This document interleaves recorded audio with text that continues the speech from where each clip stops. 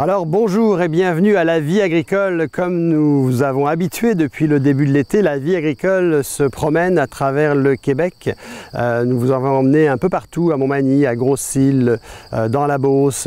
Et voici que nous sommes aujourd'hui au Témiscamingue. Nous venons visiter en fait des maternités par propriété d'Olymel, Solieu Agriculture. Nous allons aller à la rencontre de Étienne Hardy, directeur principal chez Solieu, chez Olymel, dans la division porcine. Et nous allons essayer de comprendre l'évolution de ces maternités au Témiscamingue et pourquoi ces constructions au Témiscamingue et l'implication de Solieu, donc Olymel, dans la région.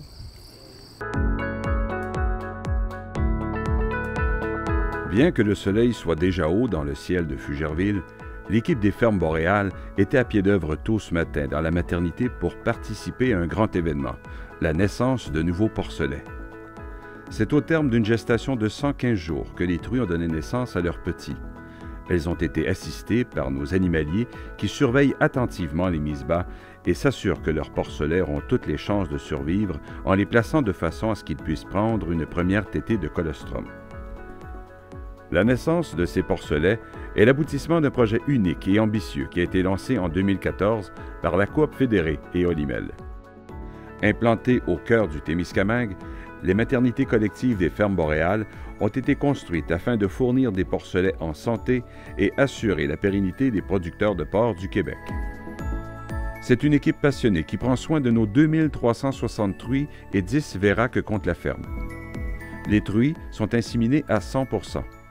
Afin de s'assurer que les embryons sont bien implantés dans leurs utérus, elles restent dans des loges adaptées à leur taille. Les animaliers peuvent ainsi confirmer la gestation en utilisant des échographes portatifs.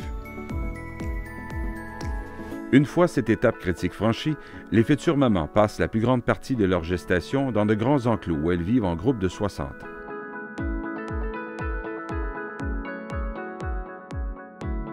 Cinq jours avant les mises bas, elles seront installées dans des logettes spécialement conçues pour leur confort et pour protéger leurs rejetons. Une surveillance serrée est faite par nos employés et un détecteur relié à l'ordinateur central permet d'alerter l'équipe quand une mise bas débute et allume aussitôt les lampes pour garder les porcelets au chaud. Les petits seront allaités jusqu'au moment de leur départ, 4 semaines après leur naissance. Preuve que les truies sont très maternelles, les petits boivent une fois toutes les heures. Une fois sevrés, les porcelets sont transportés dans des remorques spécialisées afin d'assurer leur confort et leur sécurité jusqu'à la ferme où ils seront élevés. Ces remorques uniques et ultramodernes ont été conçues ici même au Témiscamingue. Pour les données d'élevage, l'équipe travaille avec des tablettes électroniques qui lui permettent de colliger des données en direct et à distance et de recevoir des informations sur toutes les fonctions du bâtiment et de chaque animal. Grâce à une puce électronique implantée sur chaque truie, l'équipe est en mesure d'adapter leur alimentation en fonction de leurs besoins.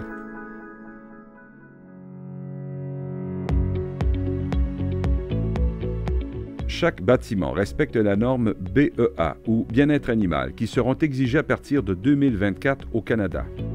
Le BEA régit tous les aspects de la production touchant le traitement et le confort des animaux. On parle de la dimension des loges de saillie et de mise bas, le logement collectif des truies en gestation, le confort des truies et des porcelets, la qualité de l'eau et des aliments et la gestion de l'ensemble des pratiques d'élevage. Nos employés reçoivent une formation continue sur les bonnes pratiques et le respect du BEA. Afin de maintenir les plus hauts statuts sanitaires d'élevage, nous mettons en pratique des mesures de biosécurité des plus sévères.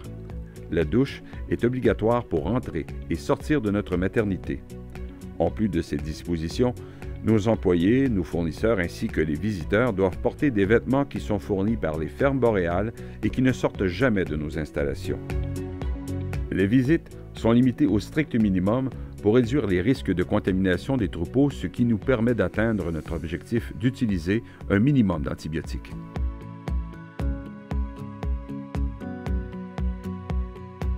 C'est par son concept de maternité collective, par sa philosophie basée sur le bien-être animal, par sa régie d'élevage et sa technologie à la fine pointe, par sa propriété collective de producteurs et de coopératives que le projet Témiscamien est une première mondiale.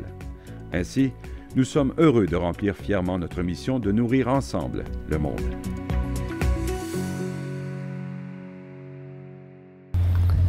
Alors bonjour, Étienne Hardy, directeur principal chez Olimel, de production porcine. Oui. Nous sommes déplacés à Fugerville pour se rendre compte de l'évolution du développement d'Olimel dans ce secteur et en Témiscamingue en fait, et nous sommes devant la nouvelle construction, c'est ça? Ah, tout à fait, devant la ferme Boréal 5 qui se trouve être la dernière ferme du projet de la phase 1 des fermes boréales. C'est-à-dire qu'il y a déjà 4 maternités en fait installées tout à Fugerville, tout autour? Tout au Témiscamingue, au Témiscamingue. Il y en a une à Béarn, une à Lorrainville, une à Saint-Eugène et une à Fugerville. Donc celle-ci, ça va être la deuxième dans la municipalité de Fugerville. Avant qu'on rentre dans un petit peu la compréhension pédagogique de c'est quoi une maternité, puis comment ça fonctionne, peut-être nous dire, comme Fédérec est devenu Solio Agriculture aujourd'hui, c'est tout ça, ces propriétés de Solio en fait, ces maternités? Comment ça fonctionne chez Solio? Ouais, en fait, c'est un petit peu plus complexe que ça. Au départ, ça a été un projet qu'on a démarré pour trouver des solutions à notre production porcine, amener des solutions à nos producteurs, à nos membres, producteurs agricoles, producteurs de porc de la filière Solio. Donc ici, ce n'est pas la propriété de Solio nécessairement, ni d'Olimel. C'est une société en commandite qui a été développée pour répondre à un besoin des producteurs agricoles. Essentiellement, les producteurs de porc investissent dans le projet des fermes boréales, deviennent propriétaires des fermes boréales. Je pourrais imaginer ça un peu, c'est comme s'ils s'achetaient une part, un condo dans les fermes boréales. Ils peuvent acheter 200 truies, 300 truies, 400 truies. Donc, ils achètent cette production-là. Est-ce que c'est ça qu'on appelle dans votre mission l'approche collaborative? Est-ce que c'est ça l'esprit? C'est un des volets de l'esprit. En fait, ça répond totalement à cette approche-là, de trouver des solutions ensemble pour répondre à nos besoins de marché. Ça en fait partie. Celle-là, c'est de répondre, si on veut, à des enjeux que certains producteurs pouvaient avoir de produire des porcelets sains dans une région saine, sans avoir à s'expatrier ici au Témiscamingue pour les produire par eux-mêmes. Oui, parce que la raison, en fait, pour comprendre pourquoi ces fermes sont éloignées comme ça, en fait, ces maternités, il y a une raison à ça, en fait. Il y a une raison, c'est pour la biosécurité. C'est quoi la... Oui, tout à fait. C'est le premier facteur, là, la santé des porcelets, des animaux produits. Parce que, en production porcine, je dirais que c'est le facteur clé de succès de départ, c'est d'avoir des animaux en santé. Donc, ici, en venant au Témiscamingue, c'était une région où il n'y avait pas de production porcine. Donc, on s'assurait de pouvoir mettre au monde des porcelets en santé, les fournir aux propriétaires et ensuite de ça, de pouvoir les élever avec un minimum de soins, une réduction d'usage d'antibiotiques aussi en conséquence, puis de réduire les coûts de production des porcs produits. Parce qu'il y a une crainte, j'imagine, de la production porcine, c'est les virus qui peuvent se transmettre normalement. C'est ça qu'on craint, en fait? C'est toujours ça. Puis les virus se transmettent de différentes façons. Ils se transmettent dans le vent par les différentes personnes qui visitent les fermes, les gens qui font les contacts, un entrepreneur en plomberie, un électricien qui vient à la ferme et qui a fait une autre ferme la journée précédente. Donc, il y a différentes façons que les virus ou encore les bactéries peuvent se transmettre d'un élevage à l'autre. En venant ici, on limitait vraiment le risque, ce risque sanitaire-là, puis on est en contrôle complet de nos opérations. Donc, oui, puis la production porcine, il y a toujours eu des grands débats sur le lisier de porc. Ici, on a vu ça en venant, 12 heures de route, on a eu le temps de voir ça. Vous manquez pas de terre autour? Bien, c'est l'autre élément après la santé, c'est que c'est une région il y a quand même beaucoup de terres agricoles et peu de production animale. Donc, j'ai même un peu en déficience au niveau production animale. Donc, les producteurs de grandes cultures ont des besoins en fertilisants organiques qui proviennent des porcheries. Donc, on a vraiment créé des synergies de notre production porcine avec les receveurs de lisier. Eux, ils ont accès à un fertilisant organique à bon prix. Ça réduit aussi leur coût de production pour les céréales. Ça valorise leur champ également. C'est l'aspect environnemental dans le sens que si vous les fournissez en lisier, en fait, ça leur évite en fait d'utiliser des engrais minéraux. Ça leur permet aussi, il y a de la matière organique dans le lisier de porc, ce qui n'est pas des engrais minéraux. Donc c'est un fertilisant plus complet aussi de ce côté-là. Puis on vient aussi valoriser davantage les grains dans la région pour l'alimentation des truies aussi. Au niveau du bien-être animal, ça se passe comment chez Olimel pour ces maternités là, en tout cas, ça marche comment? Là, on voit là, sur le plan, en pleine construction, il y a des tranchées, il y a des murs et les truies vont être où là en fait? Ce que vous voyez ici, là, ce sont les futures chambres de mise-bas. Donc, il y a 4 chambres de mise-bas où les truies vont avoir leur porcelet. Essentiellement, 144 truies vont être dans chaque chambre de mise-bas. Puis la section de l'autre côté, parce que c'est un bâtiment en plan H, ça se trouve être la gestation avec les truies en grand parc, en stabulation libre, avec des systèmes d'alimentation automatisés. Les truies ont une puce à l'oreille, puis quand ils se présentent au système d'alimentation, le système sont alimentés en fonction de leurs besoins quotidiens. Donc on contrôle vraiment l'alimentation du début à la fin dans la maternité. Là, vous disiez maternité 5 de la phase 1. Oui. Ça veut dire qu'il y a une phase 2 qui s'en vient? Il y a d'autres projets? Depuis le départ, on a toujours parlé de 3 phases de Boréal. Donc, on a toujours dit aussi qu'on les prendrait une à la fois. Donc, là, on complète la première phase. Puis, on a toujours dans les plans de faire la seconde au moment approprié. Mais c'est quelque chose auquel on a commencé à repenser de plus en plus. C'est quoi votre rôle, le dynamisme dans la région? Comment ça se passe en fait?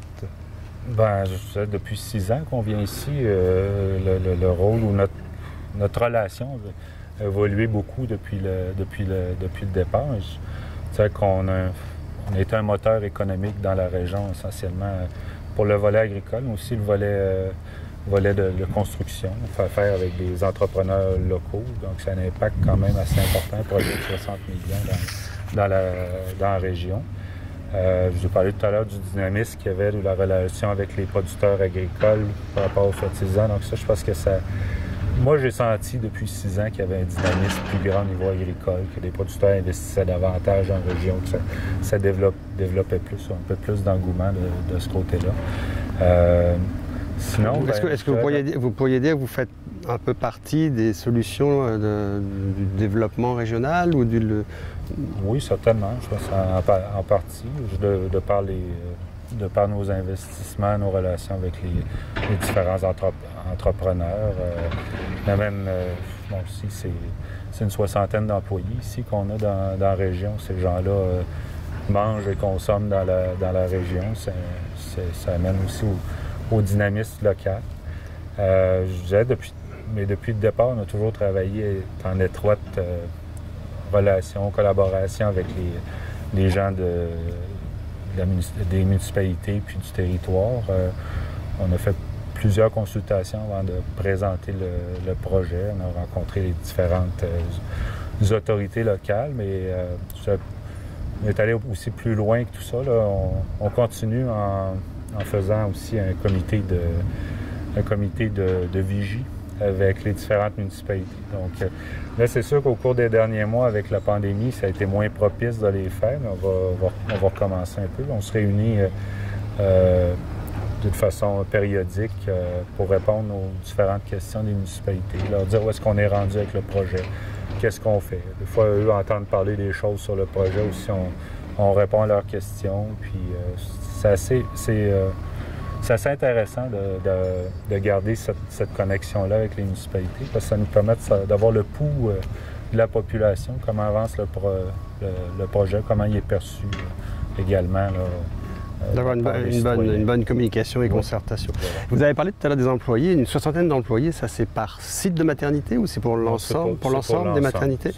Est-ce que vous vivez, comme beaucoup de gens au Québec en ce moment, des problématiques de main-d'œuvre ou pas du tout ici? La problématique de la main-d'œuvre ou l'enjeu démographique, il est provincial. Il est aussi au Témiscamingue.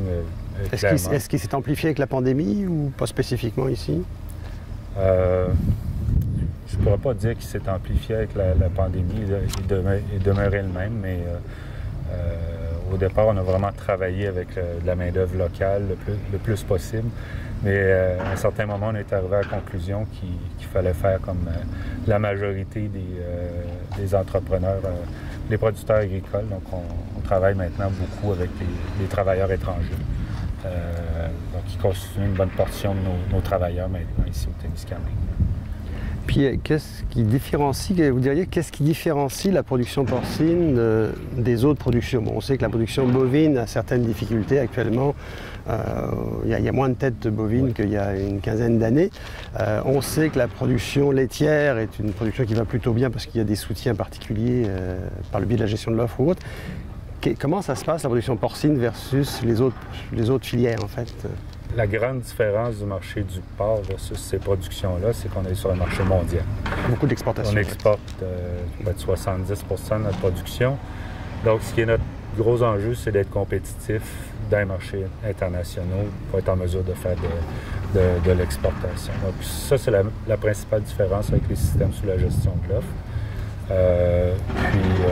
Ça nous challenge, ça nous met toujours au défi d'être compétitif, de faire un porc de qualité, de contrôler nos coûts de production, puis de répondre aux besoins du consommateur. Avec Olimel, puis la filière de production porcine qu'on a bâtie, ça nous garde aussi très connectés sur le besoin du consommateur pour être en mesure de s'adapter à partir de la production jusqu'au consommateur le plus possible. Est-ce que vous diriez que donc, les producteurs de porc, de par vos investissements et de par vos concertations avec eux et votre collaboration avec eux, parce que vous parliez de concertation et même d'implication des producteurs dans des parts en fait, chez vous, est-ce que vous diriez que c'est ce qui les amène à être plus forts sur le marché mondial? Est-ce que c'est par ça que ça passe? C'est la recette pour que ça marche sur le marché mondial? C'est de passer par vous? Bien, moi, je crois énormément dans cette communication-là bilatérale, d'exposer la situation des différents enjeux qu'on vit ensemble avec les producteurs, puis de trouver les solutions ensemble à ces enjeux-là. Je pense que c'est ce qui fait aussi un de nos éléments de différenciation dans la structure d'Olimel avec les différents partenaires avec lesquels on travaille pour vraiment répondre aux besoins des marchés. Bien, au Ferme Boréal, une des particularités, c'est que les porcelets sont sevrés à 28 jours d'âge, comparativement à 21, peut-être plus qui est la moyenne au Québec. La grosse différence, c'est qu'il y a pratiquement 2 kg, 2,5 kg de plus au sevrage, donc 8,5 kg au sevrage. C'est des bons gros porcelets, là. Ça facilite le démarrage en engraissement là, et de loin. Bon, on se rapproche quand même de 2,4 portées par truie par année. Le fait de rallonger la lactation, ça l'aide pour l'intervalle sevrage ostrus, dans le fond, avant que la truie revienne en chaleur. Donc, on a les meilleurs taux de fertilité là-dessus, donc ça n'a pas un gros impact sur notre taux de rotation. On parle ici à Boréal, pour le moment, une moyenne de 28 porcelets sevrés par truie par année, mais on est en nette progression. On s'attend que dans les prochains mois, on devrait atteindre le 30 porcelets par truie par année, puis le potentiel est encore là pour faire 31, 32, effectivement. Au fur et à mesure que l'équipe va se spécialiser, devenir comprendre davantage ce qu'ils font, les performances, il y a encore de la place pour pas mal d'amélioration. La génétique est là pour ça, les bâtiments sont là pour ça. C'est juste d'avoir l'équipe, la technique qui sait comment faire le boulot. Donc on a appris à marcher, là, on va tranquillement, pas vite, on va apprendre à courir.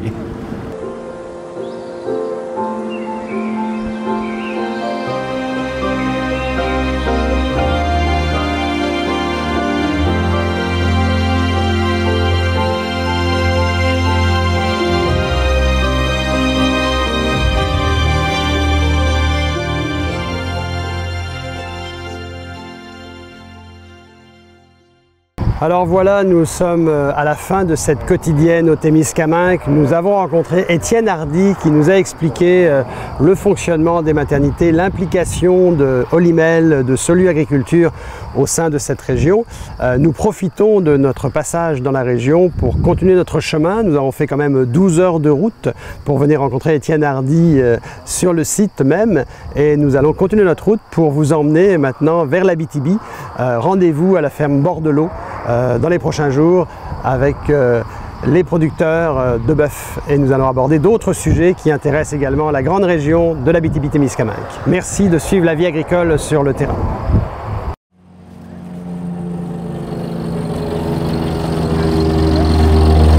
Aïe, aïe, aïe! C'est écœurant. Aïe, aïe, aïe!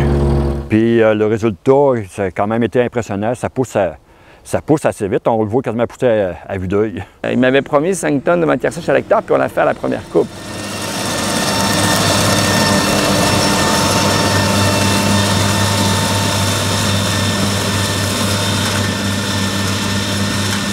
Bonjour, messieurs. Ouais, alors, bonjour, mon nom est René Houd. Moi, je suis encanteur. Full-time auctioneer. On a fait venir plusieurs encanteurs, puis je l'avais déjà vu dans d'autres encans. Puis je l'ai trouvé bien qu'on restait un monsieur qui est bien... ça fitait. On les soigne, ils ont l'eau, ils ont le foin, la moulée, on a un pipeline, on a tout pour faire l'accommodation, si tu veux, d'une personne qui ne veut pas faire un camp à la ferme. Là, c'est clé en main, c'est-à-dire qu'on s'occupe du transport, on s'occupe de la préparation, on s'occupe de la vente. Je pense qu'on a une très bonne équipe.